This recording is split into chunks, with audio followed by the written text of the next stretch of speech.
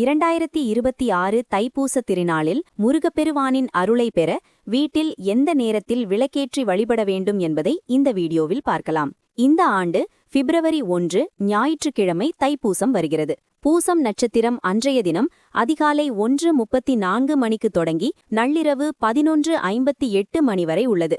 நாள் முழுவதும் நட்சத்திரம் இருப்பதால் இது மிகவும் விசேஷமான நாளாகும். வீட்டில் விளக்கேற்ற உகந்த நேரங்கள்: அதிகாலை நேரம் காலை 6 மணி முதல் 7:30 மணிக்குள் விளக்கேற்றி முருகனை வழிபடுவது சிறந்தது. மாலை நேரம் மாலை 6 மணி முதல் 7 மணி வரை உள்ள கோதூளி முகூர்த்த நேரத்தில் விளக்கேற்றலாம். தவிர்க்க வேண்டிய நேரம்: ஞாயிற்றுக்கிழமை என்பதால் மாலை 4:30 முதல் 6 மணி வரை ராகு காலம் உள்ளது.